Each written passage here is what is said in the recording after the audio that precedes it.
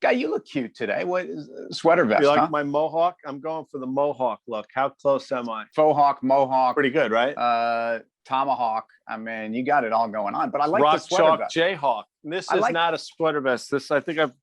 Oh, This come is on. a. What is it? This is What is it? No, it's a golf pullover. So this is a t-shirt with the pullover on top of it. I'm glad it's not one piece. You know, It's like sort no, it's sewn. not one piece. It's sort of like the retro softball uniforms the White Sox wore. Remember, like in the I like those. 70s? So I'm going to go with. It was like they were actually that was early '80s. I thought they were Early the 80s. shorts Greg too. Lazinski, the Who ball. won? Who won that Cy Young with that team? One of those teams, like one of those years in there. Big burly. Help me out. Help me out. Lamar Hoyt. Lamar Hoyt. Did he have a cup of coffee with the Yankees? He may have. Everybody did. He obviously would have had to clean up the facial hair because that's what you guys do. Right, but there was an interesting. So I think that rotation had like a Britt Burns in it. A Steve Trout. A Steve Rainbow Trout. I think you even had a Steve Stone cup of coffee. Okay, so what do you got? Like 1981 White Sox. So while you continue to talk, I'm just going to sort of pull this up. I'm going to give you like a Chet Lemon and Sure. maybe a Ralph Garr. See, he was a Brave for a long time. 1981. So wow, Carlton Fisk was on that team. Pudge.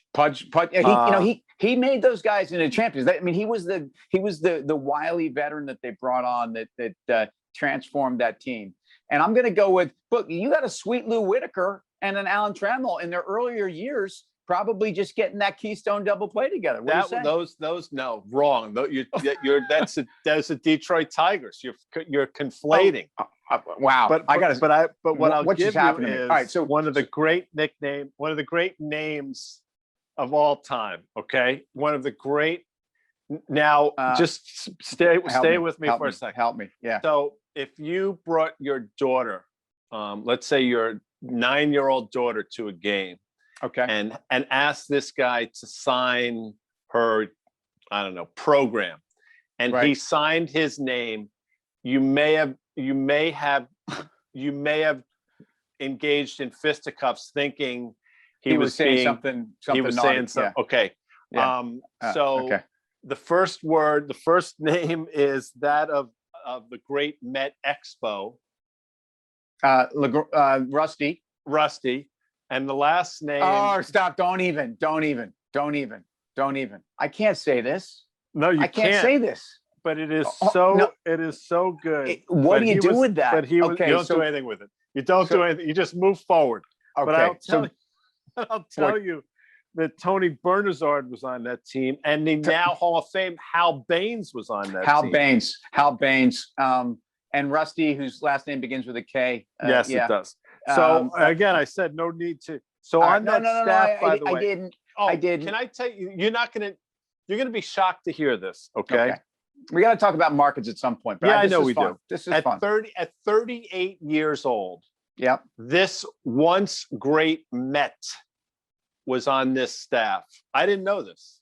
How about a Koosman? How about a Jerry Koosman on that staff? What was he? Yeah. What was he doing? His final days. You know what? That was back when pitchers actually were allowed to throw a lot of innings, and don't get me going on that one. But all right, so we started talking about Chicago because we were starting to talking about your shirt. And so good, by the way. I mean, I'm glad we got on that. So, but first of all, real quick, how was Mother's Day? How did Linda do? Was she happy with you? I think those you try to get through these days as unscathed.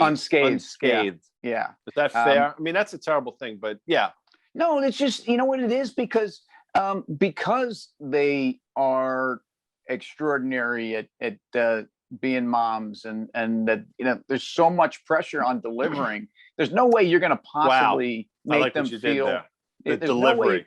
There's no way you're going to possibly be able to deliver in terms of a Mother's Day celebration what they deserve.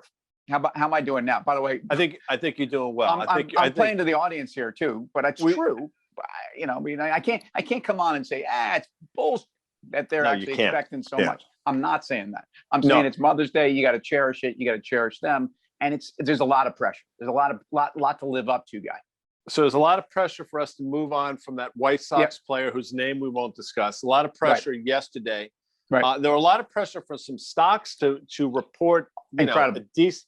And you had one that you want to talk about, which is remarkable the move the stock has had, not only today but over the last 4 or 5 months. Well, this company, the Trade Desk, ticker TTD, reported this morning. I think at last look, it's down.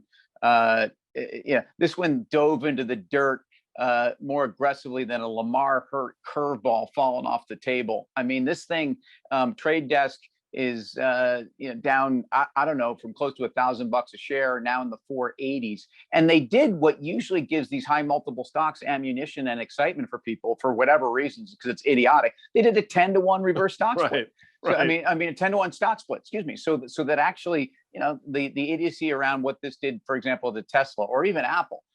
So anyway, this was a company that actually beat on the EPS bottom line, I think was a little light on revs and is getting torpedoed after getting torpedoed for the last month. So the Trade Desk, as a $40 billion company, if you haven't heard of this one, folks, this is digital advertising services. So really working with the biggest advertisers in the world. And this is both it's an AI play. It's a DTC play, it's a software play, it's a lot of things rolled up into one. And there are other companies like this in the industry, but I'll take it kind of more broadly than the Trade Desk, which had a lot to impress, and their Mother's Day didn't go so well day after. There's so many stocks in high multiple tech land. I put a screen up. I have actually a specific screen for high multiple names. And in there, I obviously have Tesla, and I obviously have Square, and I obviously have Peloton, and I obviously have Zoom. But what holds these companies together is, honestly, with the S&P at all-time highs, most people aren't paying attention how nasty, like this is some high cheese up and in when you're leaning over the plate and you're getting not just brushed back, but it actually knocks you back on your ass, guy. Yeah. And it's interesting you mentioned, you use the pitching metaphor, because somebody who's not going to be knocking guys on their back seat anytime soon. Really? Yeah. What? No, I'm concerned. Yeah, I know you're concerned. He had a great weekend by the Mets, sweeping. It was, the D-backs. The squirrel found a possum. The squirrel found a possum. Here's a question to you. That was ridiculous, by the way. Would you, in retrospect, would you yes, rather I would. have been? Yes, I would. Yes, I been swept and a healthy DeGrom than to sweep and a guy that we might be talking about, are we going to see him in August, September, or I'm asking a question. You're asking with so much, you're brimming with joy. And I don't know how you could be, because you love the game.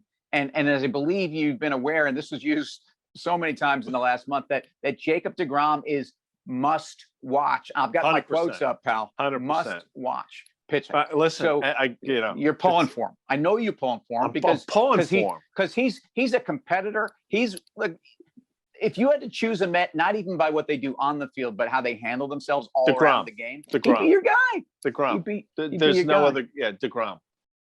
100%. No, listen, I'm with you. I mean, and on a serious note, I hope because he is must watch, but you hope the Mets don't F up this situation as they've done so often in the past. That's really what I'm going with. That's fair. And here, let's hope you don't F this up. So I'm wearing a hat right now. Let's close with this. I'm wearing a hat that I've had for 20. I've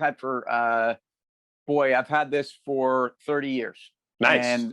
And do you know who? Can you see this? There's an H on it. It's an H with orange and green H. Yeah.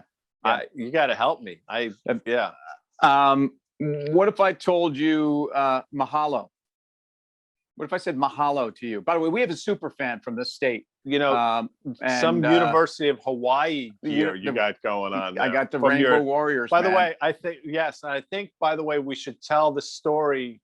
Some of your bartending stories from not here, but maybe that's the question, the poll question. Do you want to hear Tim's stories from his bartending days in Hawaii? Yes or no? In Honolulu, guy, for another day. I'll see you tomorrow with some more stories.